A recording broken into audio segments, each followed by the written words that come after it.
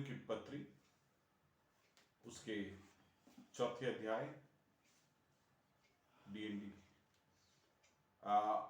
उसके 1 से 8। रोमियो की पत्री उसके चौथे अध्याय उसके 1 से 8 हम उसका पहले वचन को पढ़ेंगे। इसलिए हम क्या कहें, हमारे शारीरिक पिता अब्राहम को क्या प्राप्त हुआ? यहाँ पे एक प्रश्न पूछकर पौलुस आरंभ कर रहा है। बोल रहा है कि अगर ऐसा है जो पहली कहे हुए बातों के अनुसार, फिर इब्राहिम को क्या मिला, उसे एक प्रश्न पूछ रहे हैं। और हम जानते हैं, अभी हम जो विषयों को अध्ययन कर रहे हैं वो समझिएगा कि हम जो विषय का अध्ययन कर रहे हैं वो है विश्वास के द्वारा हमें धर्मी ठहराया जाना। We are discussing about by faith, justified by faith. So हम जब उस परिप्रेक्ष्य में इब्राहिम के बारे में गौर करते हैं, तब हम जब उस बात को समझने की प्रयास कर रहे हैं जिसमें हम विश्वास के द्वारा धर्मी ठहराए जाने को, तो पौलुस क्या कर रहा है, बहुत ही अच्छे तरीके से एक ऐसे व्यक्ति को हमारे सामने ले आके दिखा रहा है जिसका नाम इब्राहिम है, जो विश्वास के विषय में और विश्वास के द्वारा धर्मी ठहराए जाने का एक उत्तम एग्जाम्पल है। जैसे ही इब्राहिम को हमें इस थियोलॉजी को कि विश्वास के द्वारा ही हम धर्मी ठहराए जा सकते हैं, हमारे कामों के द्वारा नहीं, हमारे किसी उपलब्धि के कारण नहीं, पौलुस इस बात को स्पष्ट कर रहा है। और हम देखते हैं 1 से 8 के बीच में वो 3 किरदारों को लेके आता है। एक है इब्राहिम को, दूसरा है दाऊद को लेके आता है, और तीसरा है वो स्वयं को लेके आता है और इस बात को स्पष्ट करने की कोशिश करता है कि परमेश्वर धर्मी ठहराने का जो प्रक्रिया है और धर्मी ठहराने का जो वास्तविकता है वो विश्वास और मात्र विश्वास से, और कोई उसके लिए हमारा योगदान नहीं है।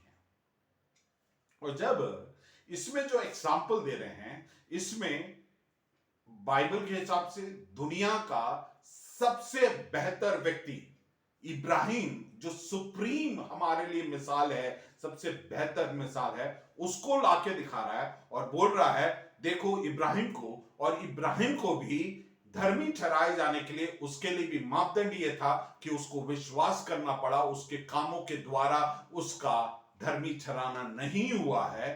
तो बोल रहा है उसका इनडायरेक्ट मतलब यह है, अगर उसको विश्वास करने से धर्मी ठहराया गया है, उसके कामों से धर्मी नहीं ठहराया गया है, तो फिर हम में से जो सबसे निचले भाग में आते हैं, निचले स्तर पे आते हैं, इस मायने में बोलना कि फिर तुम कैसे बोल सकते हो, सोच सकते हो कि तुम्हारे कामों के द्वारा तुम धर्मी ठहराए जाओगे, मैं धर्मी ठहराए जाऊंगा। आप समझ रहे हैं, सबसे बेस्ट पर्सन को दिखा के बोल रहा है कि अगर इसको जरूरत है प्रभु यीशु मसीह के द्वारा विश्वास ही से उसका धर्मी ठहराया जाना और उद्धार होना है, तो फिर तुम फिर कैसे बोल सकते हो कि तुमको जरूरत नहीं है। तो स्पष्ट करने वाली बात है, इब्राहिम जो है वो कैसे धर्मी ठहराया गया। इब्राहिम जब धर्मी ठहराया गया, ये बाकी सबके जैसे विश्वास ही के द्वारा, काम के बिना, विश्वास ही के द्वारा काम के बिना वो धर्मी ठहराया गया।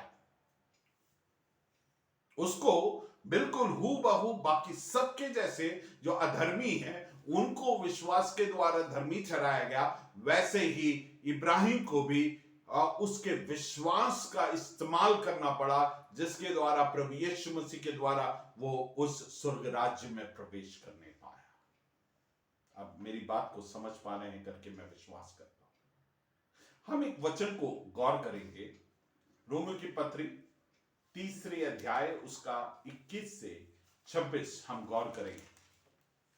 परंतु अब व्यवस्था से अलग परमेश्वर की वह धार्मिकता प्रकट हुई है। हाँ, बस यहां पे वहां पे हम देखते हैं इस भाग में परमेश्वर व्यवस्था के द्वारा धार्मिकता प्रकट हुआ है, और उस जगह पर हम परामर्श देखते हैं जहां पे परमेश्वर के वचन में इस बात को स्पष्ट किया जा रहा है कि हम विश्वास के द्वारा धर्मी ठहराए जाना, विश्वास के द्वारा धर्मी ठहराए जाने के लिए क्या करना चाहिए, अर्थात it speaks about the instruction for justified by faith.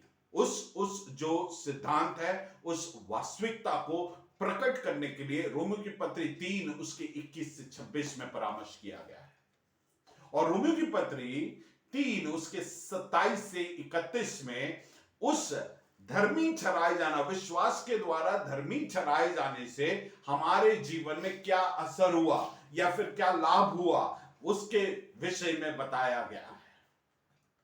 और हम जब चौथे इस अध्याय में आए हैं, इस अध्याय में उस बात को यहां पे एग्जाम्पल्स के द्वारा, मिसालों के द्वारा, इब्राहिम, दाऊद, पौलुस के द्वारा इस बात को व्यक्त किया गया। सो he speaks about the instruction, he speaks about the implication, and he speaks about the illustration to be justified by faith. 3 eyes, है ना। हम अगर उसके 21वें पद, तीसरे अध्याय उसके 21वें पद से लेकर 26वें पद में पहला आई आता है, वो है इंस्ट्रक्शन। दूसरा आई 27 से 31 में आता है इम्प्लीकेशन, जो हमने पिछले हफ्ते देखे थे।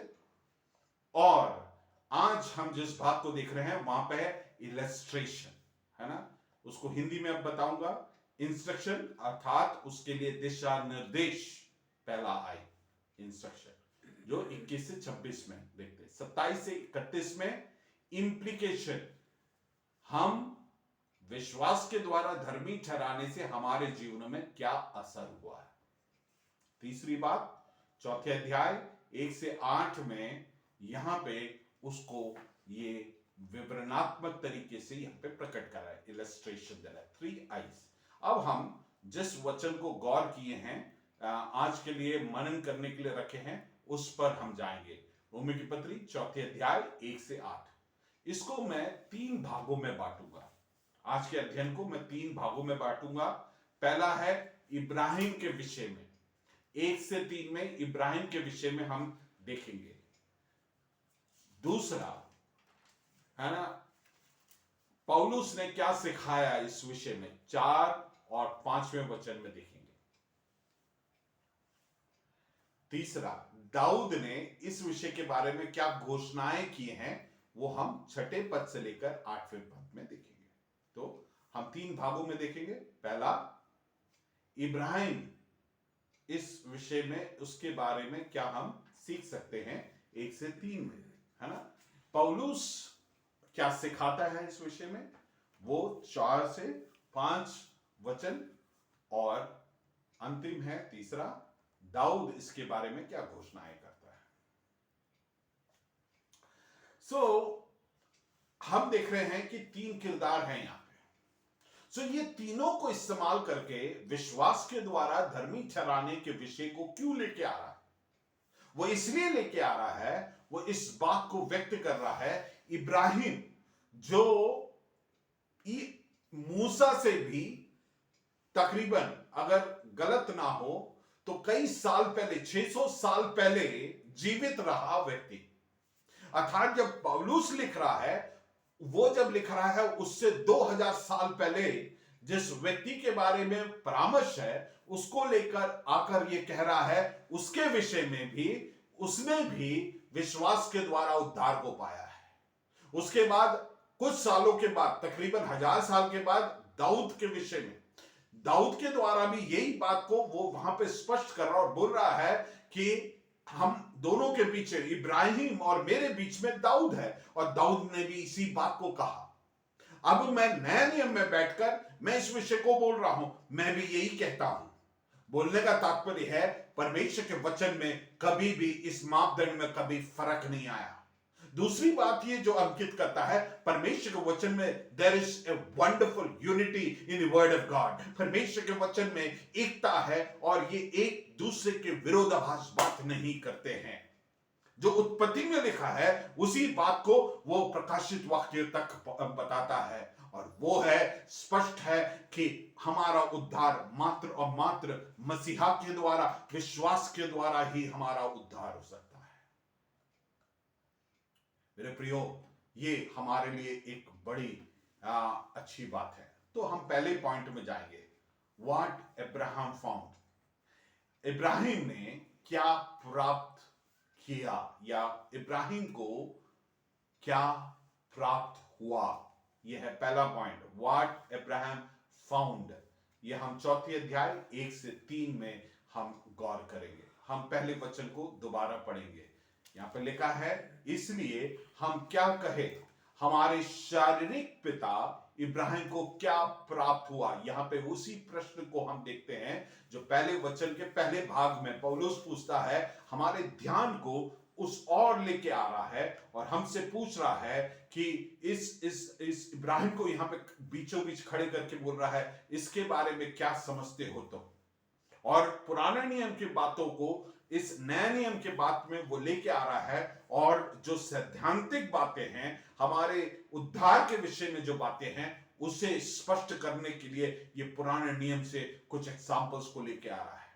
और इसके द्वारा पौलुस उसी विषय को सिखा रहा है, विश्वास के द्वारा धर्मी ठहराने के विषय में नए नियम में सिखा रहा है, लेकिन पुराने नियम से उस बात को लेके आ रहा है जो स्पष्ट करता है परमेश्वर का मापदंड कभी बदला नहीं है। पुराने नियम में भी विश्वास के द्वारा हम धर्मी ठहराए जाते थे, नए नियम में भी हम विश्वास के द्वारा धर्मी ठहराया जाता है, और यही एक उचित तरीका है जिसके द्वारा हमारा उद्धार हो सकता है, चाहे वो पुराने नियम हो या नया नियम हो। तो क्या बात है ये? इसका मतलब है कि दुनिया में अगर कोई भी जीवित रहा है, चाहे आज जीवित है या आज से 2000 साल पहले जीवित है, वो सब एक ही तरीके से उद्धार पा सकते हैं, और वो तरीका है परमेश्वर के ऊपर विश्वास कर और हमारा उद्धार उस विश्वास के द्वारा अनुग्रह ही से हो सकता है। मैं 3 बातों को बोलूंगा, मैं इसको पहले अंग्रेजी में बोलूंगा। Any person who has ever been born, who is there and who would be born would be saved by grace alone, through faith alone and in Christ alone. जो कोई भी इस दुनिया में उत्पन्न हुआ है या वो जन्म लिया है, वो जीवित है और आगे जन्म लेगा, उन सब का उद्धार अनुग्रह ही से, विश्वास के द्वारा, प्रभु यीशु मसीह के द्वारा ही हो पाएगा। By grace alone, through faith alone and in Christ alone. So इसी बात को वो स्पष्ट कर रहा है, इब्राहिम को लेके आके, दाऊद को लेके आके, और पौलुस स्वयं अपनी बात को रख कर बता रहा है। मेरे प्रियो, अगर हम पूछें इब्राहिम ने क्या सीखा कि परमेश्वर के साथ उसके रिश्ते को सही करने के लिए उसको क्या करना है, पौलुस इब्राहिम को ले आकर इसी प्रश्न को हमसे इनडायरेक्टली पूछ रहा है, क्योंकि पीढ़ी दर पीढ़ी, चाहे वो किसी भी पीढ़ी में जिया हो, उसके जीवन में जो पाप है, और वो पाप ही उसके जीवन का सबसे बड़ी समस्या है, क्योंकि जब वो अति पवित्र परमेश्वर और उसके महिमा के सामने खड़े होगा, हम में कोई भी योग्यता नहीं है। और तब ये प्रश्न है कि अगर इब्राहिम को परमेश्वर का उद्धार और उसके अनुग्रह की जरूरत पड़ा, तो फिर हम कौन हैं? हमें भी उद्धार के लिए प्रभु यीशु मसीह की जरूरत है। दाऊद इब्राहिम के विषय में क्या कहता है, दूसरे वचन को पढ़ेंगे। क्योंकि यदि अब्राहम कामों से धर्मी ठहराया जाता, देखा, ध्यान देना, क्योंकि यदि इब्राहिम कामों से धर्मी ठहराया जाता, तो उसे घमंड करने की जगह होती, तो उसे घमंड करने की जगह होती। यहां पे पौलुस एक हाइपोथेटिक, ऐसा हुआ नहीं है लेकिन काल्पनिक तौर पर वो बता रहा है, अगर इब्राहिम का धर्मी ठहराए जाना उसके कामों के कारण है तो फिर वो घमंड कर सकता है। उसका ये मतलब नहीं है कि पौलुस ये कह रहा है कि उसने घमंड किया, लेकिन ये स्पष्ट कर रहा है कि इब्राहिम कामों के कारण धर्मी नहीं ठहराया है।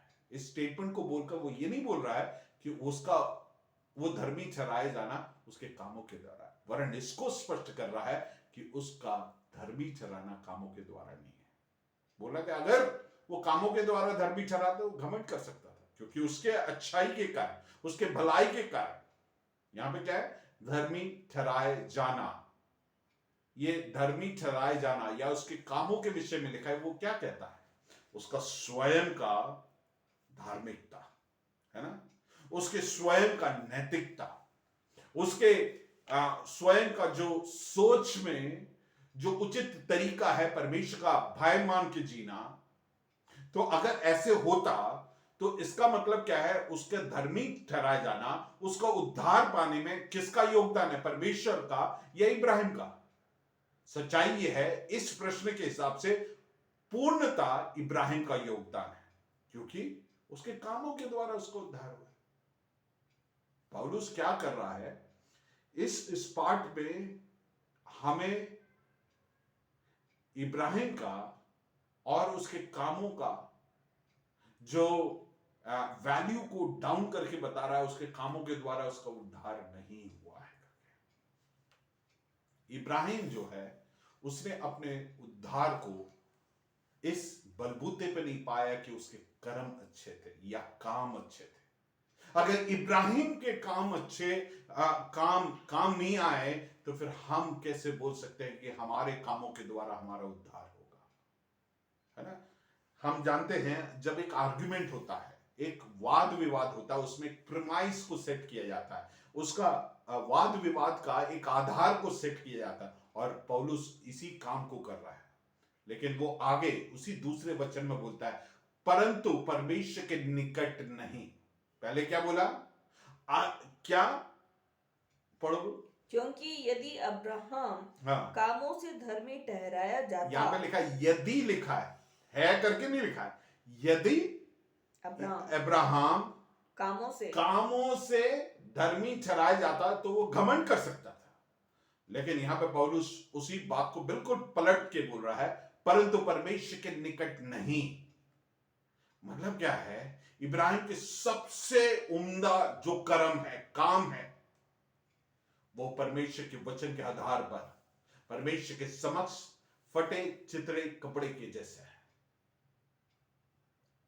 इब्राहिम की सबसे बढ़िया काम परमेश्वर के सामने खड़े होकर वो इस बात को नहीं बोल सकता कि परमेश्वर मैं भला आदमी हूं। अगर इब्राहिम के जीवन में ऐसा है तो हम कितना हीन है उस मामले में, तो हमें कितना अधिक परमेश्वर की जरूरत है और उसके द्वारा उद्धार की जरूरत है। हमारे काम से हमारा उद्धार नहीं कर सकते हैं, नहीं हो सकता, क्योंकि हम जब परमेश्वर के सामने खड़े होंगे हमको समझ में आएगा कि हम में ऐसी कोई भी खूबत नहीं है, ऐसी कोई भी बात नहीं है जिसके लिए हम घमंड कर सकते हैं। मेरे प्रियो, ये बात दो चीजों को हमारे जीवन में अंकित करता है। एक, हम किसी भी बात के लिए घमंड नहीं कर सकते हैं। दूसरा, हम परमेश्वर के बिना कितना असहाय है, क्योंकि हमारा काम हमारा बेड़ा पार नहीं लगा सकता है। Praise the Lord. जैसे मैंने बताया, एक प्रश्न उठता है, पौलुस ने इब्राहिम को क्यों हमारे सामने एक मिसाल के तौर पे दिखाया?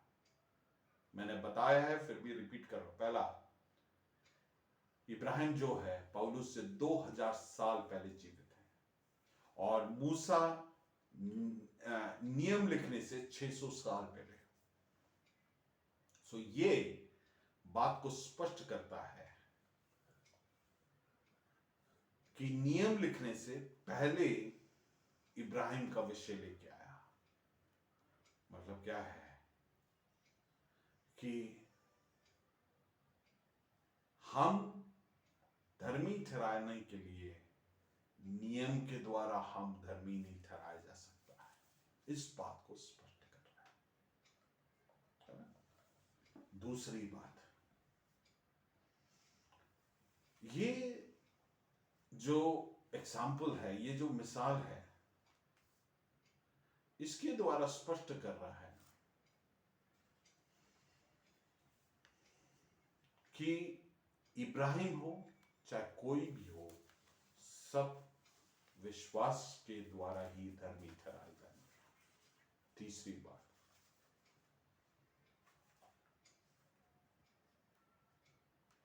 यहूदियों के बीच में जो, चाहे आपके विचार विमर्श प्रभु यीशु मसीह के बारे में चाहे कुछ भी हो या नहीं हो, लेकिन उनके बीच में एक आदर्श पुरुष जो विश्वास के विषय में है, उनके प्रार्थनाओं में आने वाले एक पुरुष है, वो है इब्राहिम। और उसे लेके आ रहे हैं क्योंकि सब उसके लिए राजी होते हैं, और उसको ले आकर जो हमारे जीवन में परमेश्वर की जरूरत है और उसके द्वारा जो उद्धार है, उस बात को स्पष्ट कर रहा है।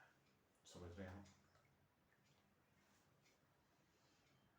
हम कई बार बोलते हैं ना कि वो फलाने धर्म का पालन करते हैं, बहुत अच्छा आदमी है, क्या वो प्रभु के पास नहीं जाएंगे क्या? तो बोलने का मतलब है मेरे प्रियो, चाहे आदमी कितना भी अच्छा हमारे नजरिया में हो या उसके नजरिया में हो, लेकिन हम सब परमेश्वर के सामने हम गुनहगार हैं, और चूंकि हम गुनहगार हैं, परमेश्वर के उस अनंत क्रोध के अधीनता में हैं, और चूंकि हम अनंत क्रोध के अधीनता में, हमें प्रभु यीशु मसीह की जरूरत है। हमारे कामों के द्वारा हमारा उद्धार नहीं हो सकता, इसलिए अनुग्रह ही से, विश्वास के द्वारा प्रभु यीशु मसीह में ही हमारा उद्धार हो सकता है। और ऐसा है तो हम घमंड नहीं कर सकते हैं, कृतज्ञ हृदय के साथ, फैलाए हुए हाथों के साथ हम परमेश्वर के सामने धन्यवादी हृदय के साथ और हलीमता के साथ, नम्रता के साथ ही हम परमेश्वर के सामने जा सकते हैं। Praise the Lord। हम तीसरे वचन को पढ़ेंगे। पवित्र शास्त्र क्या कहता है? अब आगे बोलता है पवित्र शास्त्र क्या कहता है इस विषय में, इब्राहिम के विषय में क्या कहता है। ऊपर कहा कि उसके कामों के द्वारा होता तो घमंड कर सकता, लेकिन फिर बोला कि परमेश्वर के सामने नहीं हो सकता। अब वो बोल रहा है पवित्र शास्त्र क्या बोलता है। हाँ, यह कि अब्राहम ने परमेश्वर पर विश्वास किया, इब्राहिम ने परमेश्वर पर विश्वास किया और यह उसके लिए धार्मिकता गिना गया। यह उसके लिए धार्मिकता गिना गया। आप समझ रहे हैं, यह उसके लिए धार्मिकता गिना गया। इस बात को पौलुस कहां से लेके आ रहा है? आप निकालेंगे उत्पत्ति की किताब 15 उसके 6 वचन को पढ़िए, है ना। वो उस जगह से इस बात को लेके जा रहा है। आप समझ रहे हैं, 2000 साल के बाद पौलुस लिख रहा है, और इस बात को वो सीधे तार खींचता है 2000 साल पहले उत्पत्ति 15 उसके 6 पद में लेके जाता है और कहता है कि जो मैं सिखा रहा हूं उसका तार उत्पत्ति की किताब में 15वें अध्याय उसके 6 वचन में जुड़ा हुआ है। वहां पे 6 और 7 दोनों पढ़े। उसने यहोवा पर विश्वास किया, हाँ, और यहोवा ने इस बात को उसके लेखे में धर्म गिना। उसके लेखे में धर्म गिना, आज के भाषा में बोले अकाउंट में क्रेडिट कर दिया। उसने क्या किया? विश्वास किया, और मात्र विश्वास किया, कोई काम नहीं किया। उसके अकाउंट में क्या? धार्मिकता उसके खाते में डाल दिया गया। गलातियों की पत्री 3 अध्याय उसके 6 और 7वें वचन को भी हम गौर करेंगे। यहां पे लिखा है इब्राहिम ने तो परमेश्वर पर विश्वास किया और यह उसके लिए धार्मिकता गिना गया। 7वां वचन, अतः ये जान लो कि जो विश्वास करने वाले हैं वे भी इब्राहिम के संतान हैं। Praise the Lord. 2 बातें हैं, एक इब्राहिम के विषय में बताया और जो परमेश्वर पर विश्वास करते हैं वो इब्राहिम की संतान है। मतलब क्या है, हम भी यहूदी हैं। अब मैं एक बहुत ही सिंपल सा प्रश्न पूछूंगा कि इब्राहिम कौन है?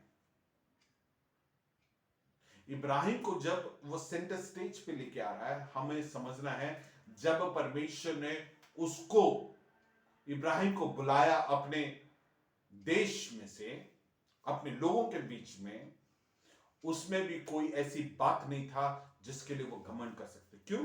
क्योंकि इब्राहिम को जब बुलाया था वो धर्मी नहीं था, वो तो परमेश्वर ने धर्मी ठहराया और उसका असर उसके जीवन में है। और आज हम उसके बारे में प्रचार और सुनते हैं, प्रोत्साहित होते हैं, क्योंकि उसमें जो परिवर्तन परमेश्वर के काम के द्वारा हुआ है उसका परिणाम है।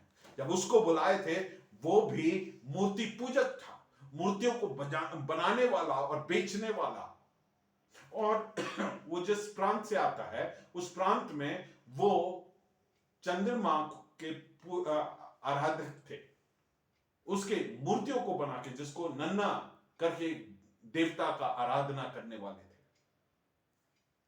सो इब्राहिम में ऐसी कोई भी भलाई नहीं था जिससे वो स्वयं को परमेश्वर के सामने पेश करके बोल सके कि परमेश्वर देखो मैं कितना धर्मी हूं। उसमें कोई भी खूबत नहीं था, क्योंकि वो स्वयं एक मूर्ति पूजक था। जिसका मतलब है जैसे आप और हम अयोग्य थे, वैसे ही इब्राहिम भी अयोग्य था जब परमेश्वर ने उसको पहली दफा उसको बुला के अलग किया। उत्पत्ति की किताब 11वें अध्याय में हम उसके बारे में देखते हैं। सो इब्राहिम जब मूर्ति पूजक होने के बावजूद, परमेश्वर के विरोध चलने के बावजूद, परमेश्वर ने उसे विश्वास ही से उसे अलग किया।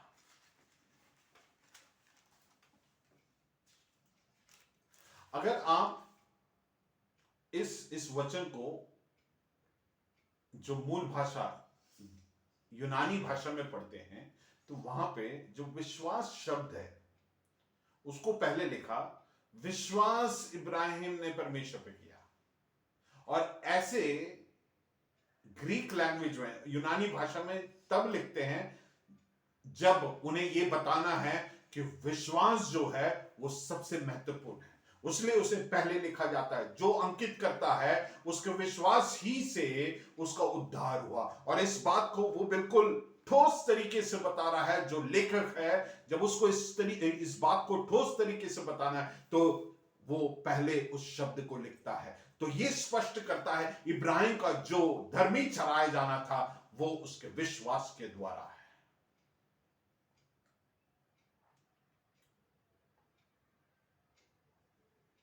इब्राहिम ने जब विश्वास किया उसके जीवन में उसका परिणाम क्या हुआ, हम पढ़ेंगे यूहन्ना 8 उसका 56।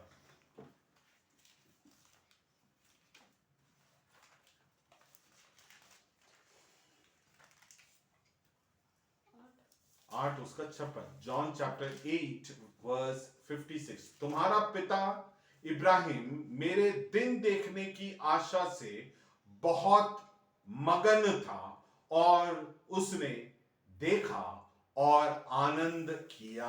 Praise the Lord. आप समझ रहे हैं, चूंकि उसने विश्वास किया और उसे धर्मी ठहराया गया और उसने आगे को मसीहा के दिन को देखकर वो मगन हुआ। Praise the Lord. उसने उस परमेश्वर ने उसे उस सुसमाचार से अवगत कराया और चूंकि उसने उस सुसमाचार को जाना, उसको जानकर वो मसीहा के दिन के लिए और मसीहा के लिए मगन हुआ। यहां से स्पष्ट होता है वो कामों के द्वारा उसका उद्धार नहीं हुआ, विश्वास के द्वारा उसका उद्धार हुआ है। अब तीसरे वचन का शेष वाक्य पढ़ेंगे, और यह उसके लिए धार्मिकता गिना गया। अंग्रेजी में लिखा है and it was credited to him as righteousness. और यह इस भाग में समझने वाला, और यह उसके लिए धार्मिकता गिना गया करके लिखा है, या फिर इसको आज के बैंकिंग के लैंग्वेज में समझने की जरूरत है। और पौलुस ने वही इस्तेमाल है। उसका मतलब यह है और यह उसके लिए धार्मिकता उसके खाते में जमा किया गया। उसके खाते में धार्मिकता के विषय में 0 बैलेंस था, लेकिन परमेश्वर ने उसके खाते में धार्मिकता पूरा क्रेडिट कर दिया, जिसके लिए उसने कोई काम नहीं किया। बात समझ रहे हैं? आप लोगों को समझ में आ रहा है क्या? मैं विश्वास करता हूं आपको समझ में आ रहा है। क्रेडिटेड के लिए या जमा किया या गिना गया करके हिंदी में जो लिखा है, उसके लिए जो शब्द इस्तेमाल हुआ है वो है लोजिज़ोमिया। लोजिज़ोमिया से आता है लॉजिक, और इसका मतलब यह है कि आप एक खाते की किताब को मेंटेन करते हो, आप कोई कुछ भी कहीं पर भी नहीं लिखते हो। आपका आय होता है और आपका खर्चे होते हैं, ये दोनों अंत में बराबर होना चाहिए, पूरा मैच करना चाहिए। सो आपका 0 बैलेंस था, परमेश्वर ने उसमें जमा कर दिया है। इस मतलब से हमें कोई खूबत नहीं था, लेकिन परमेश्वर ने अपने जो परफेक्ट सिद्ध धार्मिकता जो है वो प्रभु यीशु मसीह के द्वारा हमारे खाते में जमा कर दिया। मेरे प्रियो, बैंकिंग में हम जानते हैं हम मनी ट्रांसफर करते हैं, पैसे को हम ट्रांसफर करते हैं, उसी प्रकार से यहां पर भी कुछ ट्रांसफर हुआ। वो क्या है? हमारे जो अधर्म है, हमारे जो पाप है, जब प्रभु यीशु मसीह को कलवरी क्रूस में चढ़ाया गया तो इस हमारे पापों को, सारे मानव जाति के पापों को प्रभु यीशु मसीह के ऊपर ट्रांसफर किया गया। और फिर एक और ट्रांसफर हुआ, जो हमारे जीवन में पाप थे उसको प्रभु यीशु मसीह के खाते में डाला, और प्रभु यीशु मसीह के खाते में जो धार्मिकता था वो हमारे खाते में डाला गया, ताकि हम परमेश्वर के सामने खड़े हो पाए। तो फिर बताओ कि हम किस चीज का घमंड कर सकते हैं? इब्राहिम घमंड नहीं कर सकता, तो हम किस चीज का घमंड कर रहे हैं? तीसरे वचन को एक और पढ़ेंगे। पवित्र शास्त्र क्या कहता है? पवित्र शास्त्र क्या कहता है? यह कि अब्राहम ने परमेश्वर पर विश्वास किया। अब ध्यान से दें, किसने विश्वास किया?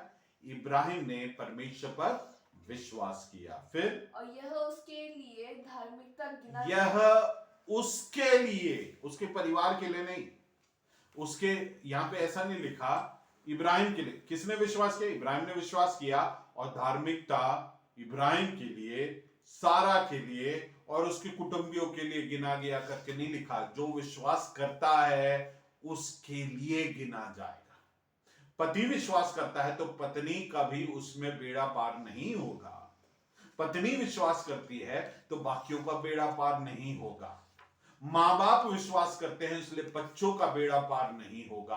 आप विश्वास करेंगे व्यक्तिगत तौर पर, और उस व्यक्ति विशेष का उसके द्वारा धर्मी ठहराया जाएगा।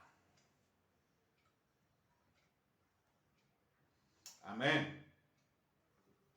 सो जो विश्वास करते हैं उसके द्वारा वही व्यक्ति धर्मी ठहराया जाएगा। उसके फैमिली को धार्मिकता का खाते का फायदा नहीं पहुंचेगा। सबको व्यक्तिगत तौर पर अपने जीवन में प्रभु यीशु मसीह को उद्धारकर्ता करके ग्रहण करना, उसके कामों पर विश्वास करना पड़ेगा, और तब धर्मी गिना जाएगा। ये एक विरासत नहीं है। आप एक क्रिश्चियन परिवार में जन्म लिए, आपके माँ बाप विश्वास में, उससे आपका कुछ भी नहीं होगा। अगला एक और, चूंकि हम धार्मिकता के विषय में बहुत बात कर रहे हैं, उसको भी हमें समझने की जरूरत है। धार्मिकता क्या है? What is righteousness? ये जो धार्मिकता शब्द है उसका अर्थ है, अंग्रेजी में पहले बना, perfect conformity to a standard. और हमारा परमेश्वर के उस सिद्ध जो मापदंड है उसके साथ मेल खाना या बराबरी करना। समझ रहे हैं? यहां पे है perfect righteousness means perfect conformity to a standard. यहां पे हमारे विषय है perfect conformity to the standard and the holiness of God. हमारे संदर्भ में पूर्णता या फिर सिद्ध तरीके से परमेश्वर का जो स्तर है या मापदंड है, उससे पूर्णता मेल खाना जो परमेश्वर का पवित्रता है। तो हुआ क्या, जब हम परमेश्वर के सामने खड़े होते हैं, हम अधर्मी हैं और परमेश्वर के सामने खड़े होने के लायक नहीं। लेकिन जैसे ही इब्राहिम ने विश्वास किया, उसके जीवन में तुरंत एक ट्रांसफर क्रेडिट हुआ। वो ये है कि उसके जीवन में धार्मिकता को क्रेडिट किया गया, प्रेज़ द लॉर्ड, जमा किया गया, उसे धर्मी गिना गया। एक साल बाद नहीं, आप और हमने जिस क्षण विश्वास किए, उसी क्षण हमें धर्मी गिना गया और हमारे खाते में धार्मिकता जमा किया गया, जिससे हम हियाव से उस अनुग्रह के सिंहासन के सामने खड़े होने के लायक हो गए। इसलिए परमेश्वर को धन्यवाद दे मेरे प्रिय। इसे इंस्टॉलमेंट में नहीं दिए, परमेश्वर हमारे जीवन में तुरंत दिया है।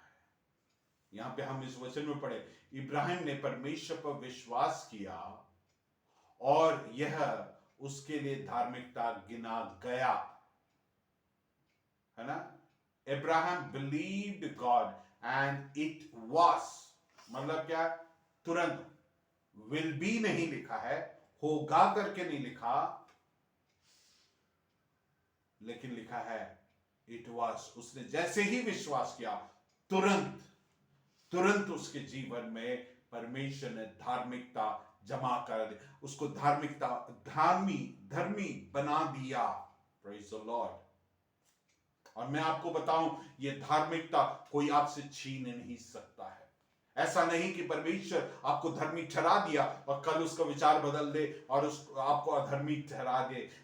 ऐसा नहीं है। जो धार्मिकता गिना गया है, जो आपके खाते में जमा है, आप धर्मी रहेंगे। Praise the Lord. मेरे प्रियो, हमारे जीवन में इसके लिए परमेश्वर को धन्यवाद दे। हालेलुया, हालेलुया, धन्यवाद हो। हम परमेश्वर को धन्यवाद दे। समय आगे बढ़ रहा है, मैं इसे जल्दी ही समाप्त करना चाहूंगा, लेकिन हम एक और वचन को पढ़ेंगे, चौथे और पांचवें वचन को। दूसरा पॉइंट जो पौलुस यहाँ पे इस बात को एक्सप्लेन कर रहा है। हाँ, काम करने वालों को मजदूरी देना दान नहीं। काम करने वालों को मजदूरी देना दान नहीं। फिर उसी विषय को लेकर आ रहा, काम। अगर हमने कहीं काम किया है, उसके लिए जो सैलरी मिलता है, वो आपके बॉस या आपके एम्प्लॉयर ले आके नहीं बोल सकता ये लो आपके लिए गिफ्ट है।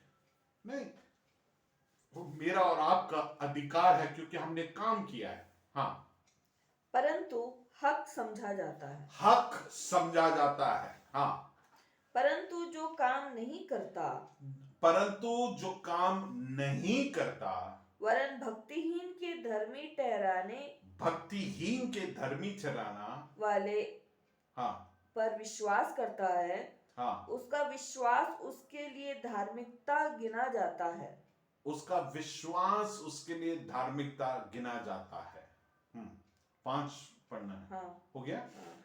देखो, यहाँ पे दो शब्दों का इस्तेमाल है। एक है हमारे लिए वेजेस, या हमारे लिए उसका what is wages in Hindi? काम का मजदूरी।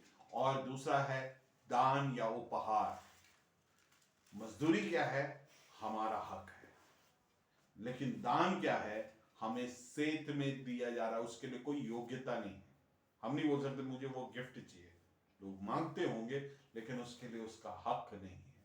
वो पूर्णता उसके लिए हकदार नहीं है, फिर भी देने वाला उसको अपने अनुग्रह के द्वारा उसे प्रदान करता है। वो एक फेवर है मेरे प्रियो, परमेश्वर का हमारे ऊपर उसका एक अनुग्रह है। सो हमने जो उद्धार पाया है, धार्मिकता है, उसको पूर्णता हम एक अनुग्रह के तौर पर समझे। एक और बार हम उस वचन, परंतु जो काम नहीं करता वरन भक्तिहीन के धर्मी ठहराने वाले पर विश्वास करता है, उसका विश्वास उसके लिए धार्मिकता गिना जाता है। समझ रहे हैं, धार्मिकता गिना जाता है। मेरे प्रियो, रोमियो 3:23 के हिसाब से हम सब अधर्मी थे और महिमा रहित थे। हम हमारे जीवन में हम कुटिलता में और परमेश्वर के उस धार्मिकता से हम बिल्कुल मेल नहीं खाते थे, लेकिन हमारे विश्वास के द्वारा हमारे जीवन में हमें धर्मी किया गया। जैसे ही हम विश्वास करेंगे हमारे जीवन में परमेश्वर का धार्मिकता एक्टिवेट हो जाता है और हमारे जीवन में वो फंड ट्रांसफर हो जाता है धार्मिकता का। हम पढ़ेंगे 6, 7वें और 8वें वचन में गौर करेंगे। अभी हम उसके 6 वचन को पढ़ेंगे। जिसे परमेश्वर बिना कर्मों के धर्मी ठहराता है, उसे दाऊद भी धन्य कहता है। दाऊद भी धन्य, उसे दाऊद भी धन्य कहता है। पौलुस बोल रहा है, ये मेरे अकेले की बात नहीं है, दाऊद भी भजन संहिता में इस बात को स्पष्ट किया है। इस भाग को वो भजन संहिता 32 उसके 1 और 2 में इस बात को कहता है। भजन संहिता 32 उसका 1 और 2 में इस बात को कहता है। 7वें वचन को देखेंगे। इस 7वें वचन में 6 और 7वें वचन को अगर हम साथ में देखते हैं, पहले देखिए, उसे दाऊद भी धन्य कहता है ना। फिर यहां पे आगे लिखा है 6 वचन में, जिसे परमेश्वर बिना कर्मों के धर्मी ठहराता है, उसे दाऊद भी धन्य कहता है। पौलुस क्या बोल रहा है? मैं अकेले नहीं बोल रहा हूं। दाऊद ने इब्राहिम का विषय तो बता दिया, अब दाऊद को लेके आ रहा है। कह रहा है, दाऊद क्या कहता है? जिसे परमेश्वर बिना कर्मों के धर्मी ठहराता है। और फिर उसके विषय में दाऊद क्या कहता है? उसे दाऊद भी धन्य कहता है। कहां पे? भजन संहिता 32 उसका 1 और 2 में। 7वें वचन में देखते हैं, धन्य है वे जिसके अधर्म क्षमा हुए। फिर आगे लिखा है, और जिसके पाप ढापे गए हैं। उनके विषय में क्या कहा है? क्या है? वे धन्य हैं, दे आर ब्लेसेड, वे आशीषित है। आशीषित होना क्या है? श्रापित होने का विलोम शब्द है। आप समझ रहे हैं? आशीषित होना श्रापित होने का विलोम शब्द है, यह ऑपोजिट वर्ड है। सो यह बात हमें समझना है, या तो एक व्यक्ति आशीषित है या धन्य है, या फिर वो व्यक्ति श्रापित है। इसका कोई बीच का रास्ता नहीं है। श्रापित होने का क्या मतलब है? श्रापित होने का मतलब है, जो कोई भी परमेश्वर पर विश्वास नहीं करता और अधर्म में जीता है, वो परमेश्वर के क्रोध के अधीनता में है, और वो उसके लिए श्राप है मेरे प्रिय। और आशीष का मतलब क्या है? या आशीषित रहने का मतलब है कि जिसने विश्वास किया परमेश्वर पर, और परमेश्वर का फेवर या परमेश्वर का अनुकंपा उसके जीवन में निरंतर रहता है। परमेश्वर उसे स्वीकृति देता है, उसकी सुधि लेता है, उसके जीवन के हर एक जरूरतों की पूर्ति करता है। ये कौन ऐसे आशीषित होता है? जिसके पाप ढापे गए हैं। पाप का क्या मतलब है? अधर्म के काम, तुम्हारे काम। यहां पे लिखा है कामों के विषय में बताया गया है, लेकिन परमेश्वर ने हमें माफ किया। दाऊद के द्वारा इस बात को कह रहा है, हमें माफ किया। और जब माफ करने के लिए शब्द इस्तेमाल हुआ, उसका अर्थ है कि किसी बात को रफा दफा कर देना, भेज देना। और परमेश्वर ने, जब हमने विश्वास किया, परमेश्वर ने हमारे अधर्म को, हमारे पापों को हटाकर परमेश्वर का धार्मिकता डाल दिया। और जब धार्मिकता डाल दिया, हम आशीषित हो गए। मेरे प्रियो, हम सब आशीषित हैं, क्योंकि हम परमेश्वर पर विश्वास करते हैं, क्योंकि परमेश्वर ने हमारे खाते में धार्मिकता को क्रेडिट कर दिया है। और चूंकि हम धर्मी हैं, परमेश्वर की आशीष हमारे ऊपर है। मेरे प्रियो,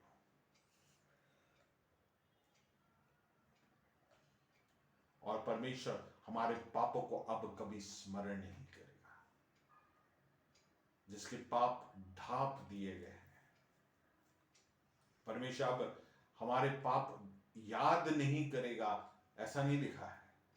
उसको ढांप ही दिया, अब उसके नजरों में नहीं आएगा। परमेश्वर को जो दिखता है हमारे अंदर, जो प्रभु यीशु मसीह का धार्मिकता। 8वें पद को धन्य है वह मनुष्य जिसे परमेश्वर पापी ना ठहराए।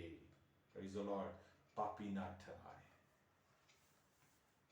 परमेश्वर ने 3 बातों को क्रेडिट किया, इसको गौर करेंगे और अंत करेंगे, है ना।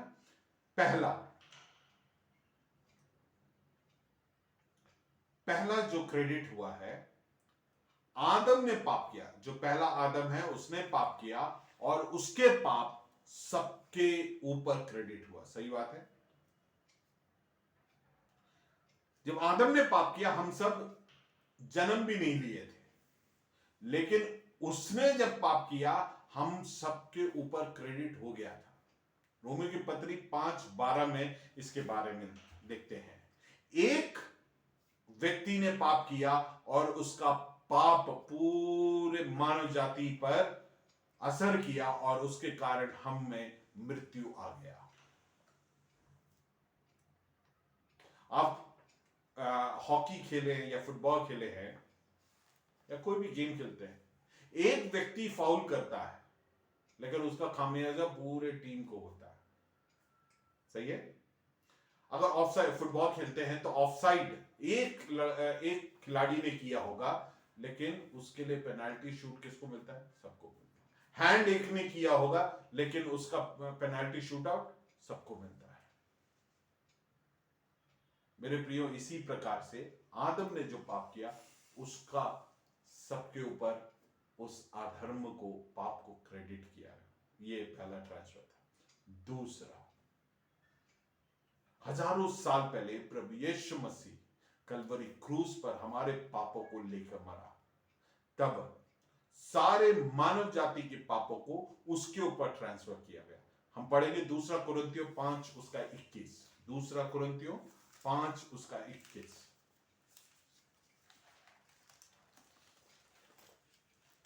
जो पाप से अज्ञात था उसी को उसने हमारे लिए पाप ठहराया। उसने उसी को हमारे लिए पाप ठहराया। आप समझ रहे हैं? दूसरा जो पाप का जो ट्रांसफर हुआ है वो प्रभु यीशु मसीह पर पाप, हमारे पापों को ट्रांसफर किया गया।